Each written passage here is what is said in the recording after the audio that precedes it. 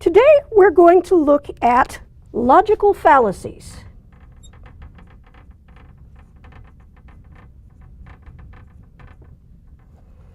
And they're actually kind of one of the more fun things about writing because once you know about logical fallacies, you can find very humorous examples in various places.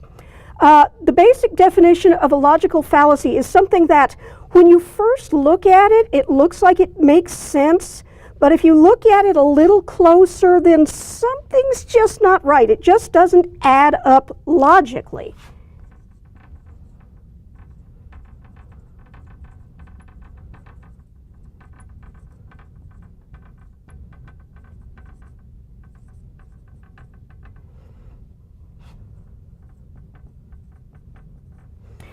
And so there's some important reasons for you to know about logical fallacies. One of them is that you don't want to make them in your own writing. You want to avoid them.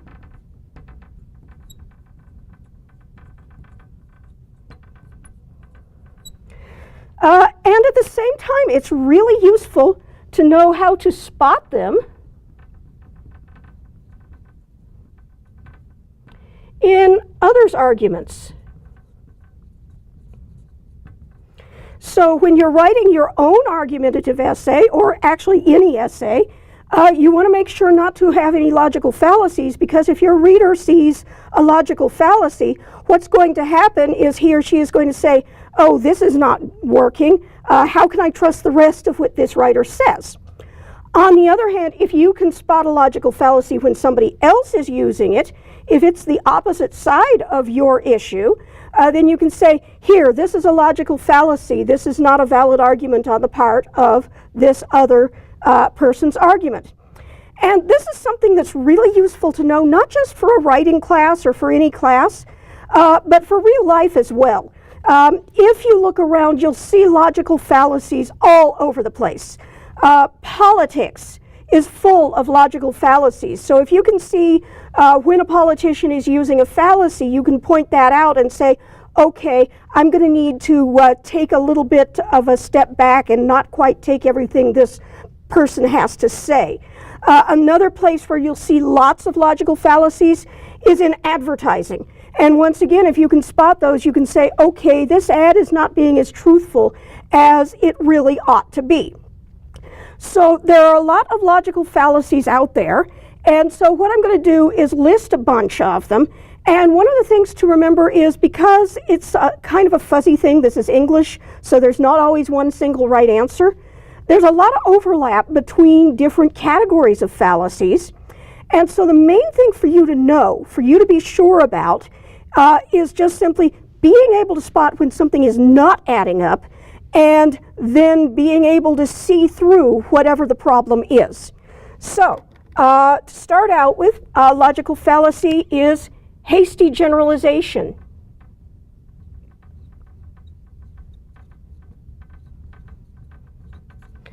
What hasty generalization is jumping to a conclusion very quickly without having enough evidence to really prove it.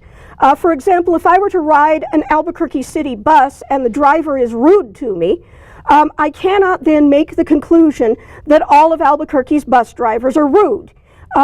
It may be just that one driver is being rude, or that particular driver was just having a bad day that day. So just one bus ride isn't enough for me to draw a conclusion about the whole bus system. That would require a whole lot more bus rides, maybe a lot of different people riding the bus, things like that.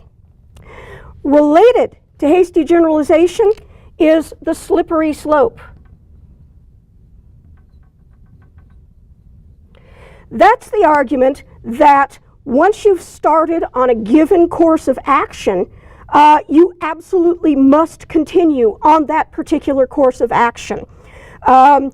That you're on this slippery slope and that you can't climb back up off of it, and you're compelled to keep going that direction.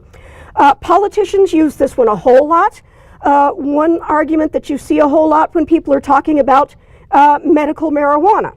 One argument is if we legalize medical marijuana, then eventually we're going to have to legalize marijuana for all purposes, and then we're going to have to start legalizing everything else like cocaine and meth and all of that stuff, and pretty soon everybody's going to be a hopeless drug addict.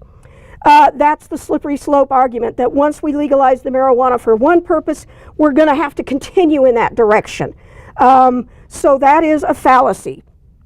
Another fallacy that people use a lot is either or,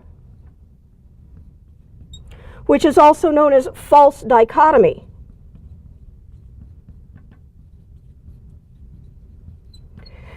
That's the argument that there are only two options. It either has to be this way or that way. There's no black and white. I mean, it is black and white. There's no gray area in between. There are these only two options that exist and nothing else.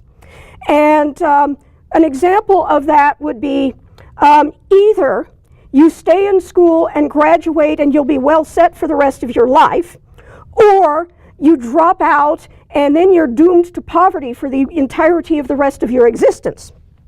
And that's a fallacy because there are other options.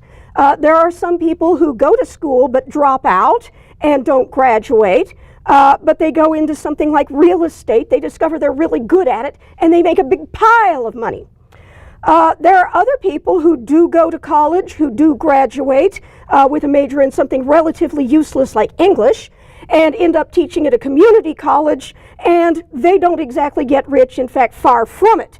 So this is a false dichotomy because there are other options besides you graduate and get rich or you drop out and stay poor. Another logical fallacy is false analogy.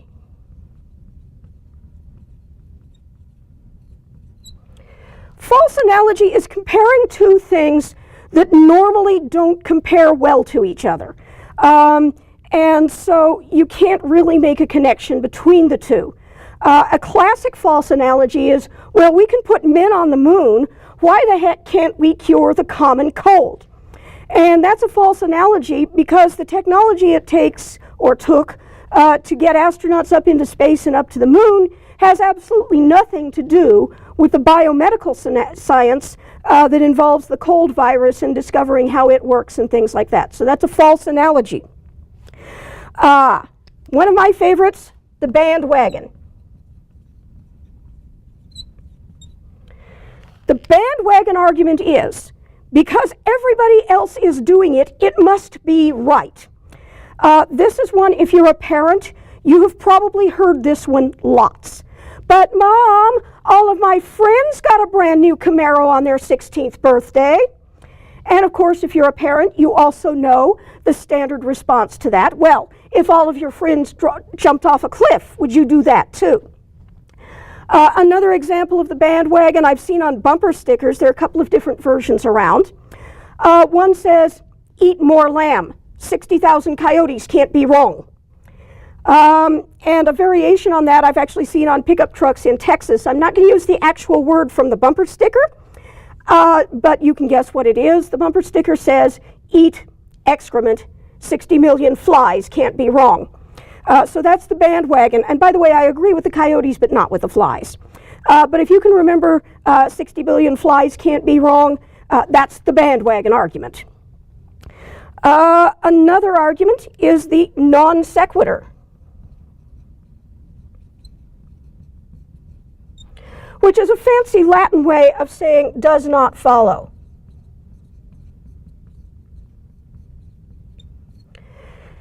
The non sequitur is coming to some conclusion that you can't really arrive at logically from the premises you start with.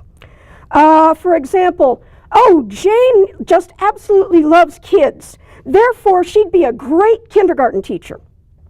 That does not follow because loving kids doesn't necessarily translate into being a good kindergarten teacher. For example, Jeffrey Dahmer loved kids, but I don't think he would have made a good kindergarten teacher. You'd maybe be kind of wondering why the class size was shrinking.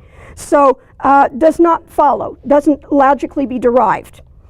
Another one is begging the question.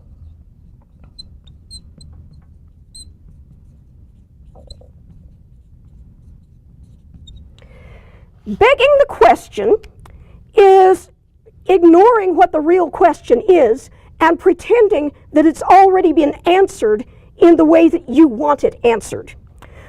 So, for example, if the husband and wife are talking about, well, the wife says, we need to discuss, is it time to get a new pickup truck?